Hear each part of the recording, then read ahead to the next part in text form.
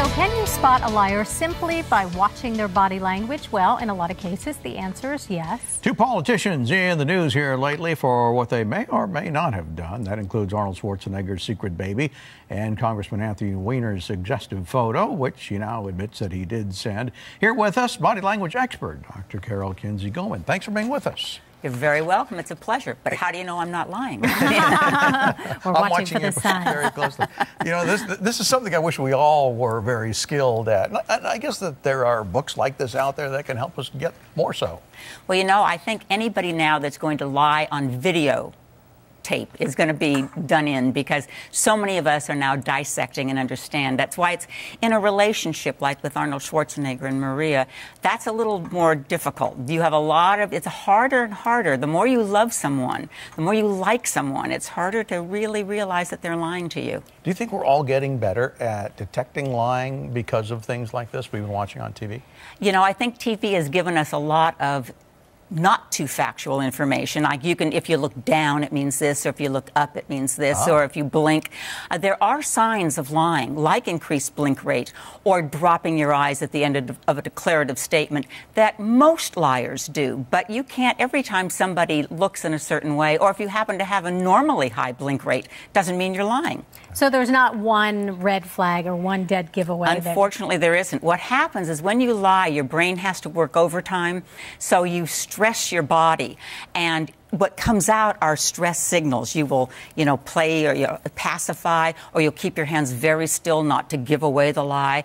And because the muscles of your face are directly linked to the skin, your expressions, there was a lot of work in facial expressions with Senator Weiner, particularly in that first video conference that he did, that press conference where he was so evasive. And let's take a look at that. In fact, this is the congressman before today's admission. Can we see anything here? Well, hands on the hips, of course, is that classic "don't fool with me, I'm bigger than you" are kind of gesture. Interesting. But what I noticed mostly was when he did the press conference, there was so much lip compression. That's when you push your lips together tightly or you retract them slightly. That only happens when something very untoward is going on. You don't usually have that reaction. Does that mean there's something you don't want to get out? Something you don't want to talk about, or you don't want to get out, you're trying to hang on to it. There was also a wonderful facial expression that he had, which was of contempt. Very hard to do. It's only one side of the face that goes up, and that's a very contemptuous look. And he did that, and when I caught that, I thought, oh my gosh, never lie if you're going to be on YouTube the next day. And this was video, we should point out, of last week when he was denying all the allegations against him. And then we have video of him today, because he did have a news conference just within the past hour. I just saw that.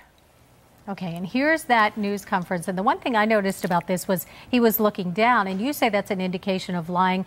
And this is when he's supposedly coming clean about everything. But you also said he was using his notes. He was looking down. Looking down after you've just declared something as a truthful statement and then dropping your eye contact. But looking down in general can be a feeling of regret, remorse. There's a lot of reasons why you would look down. It's harder when someone's reading from notes, because you really can't look at where their eyes would track normally. The only thing you can look at are some of their facial expressions. So I think he was more open today. There may be more things to come. Very interesting.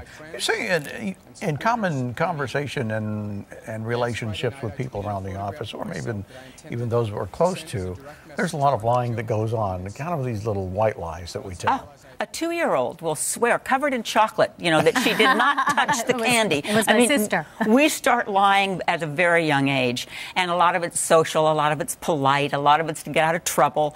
But the one thing that you can do to be a good lie detector is to know somebody's baseline behavior. So to know what's normal for them.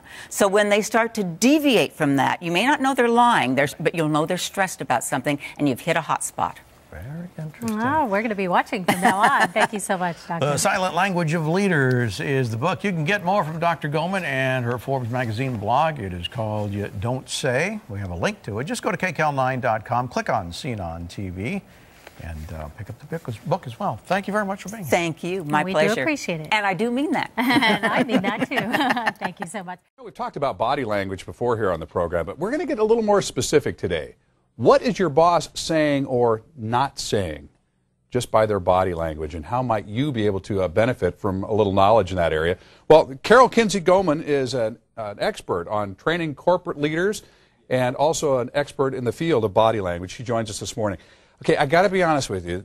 The first thing that's got to happen when you walk into a room, anybody that knows your background's got to get very self-conscious. Absolutely. Do they? Oh, absolutely. You walked in and I put my hands down on the table, I spread out, I took up a bunch of space, I sat up really big and tall. The high-status male. That's exactly what you look like. And huh? I was reading that in your book. Yeah. That just little things like guys spreading out and putting their palms down say something about what they're trying to communicate, whether it's conscious or not. Absolutely. So when I say I'm open to your suggestions and my palms are actually open, you would believe me. If I pronate my hands and say I'm open, there's going to be a disconnect because you don't use this signal unless you are definitively not open to suggestion. Now, most people I think are familiar with, things like, folding their arms and everything. This is pretty easy for people to read. I'm not really open to what you're telling me if I'm sitting here like this. Yeah. But the subtle signs are a little different. Well, even those not so subtle signs aren't maybe what you think.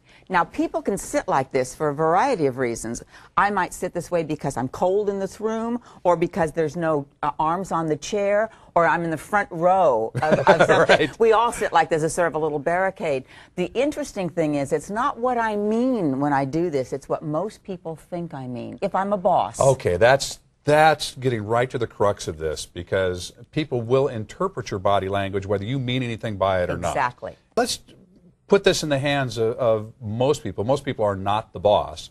So let's say you walk in, you're going to sit down and talk to the boss, male or female boss, and you want to have an effective communication session here. I don't know whether you want to raise or you just want to talk about what you need to know to do your job.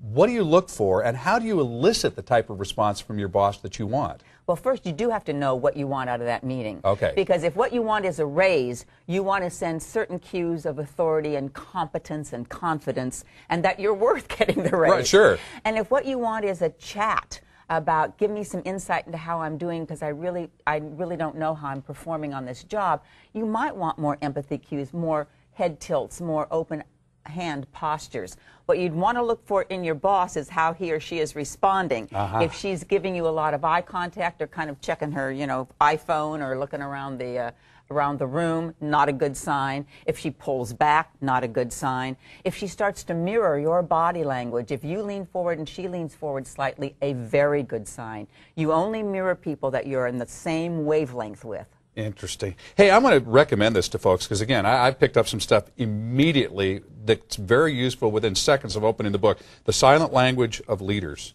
Yes. And Kinsey Goman, great to have you here. Oh, it's my pleasure. Come back and teach a little class sometime. I will. Okay, it's good to have you. Okay, for more information, what you do is you go to sandiego6.com and you click on Hot Topics. But again, it's The Silent Language of Leaders by Kinsey Goman, and you should be able to find that like that online.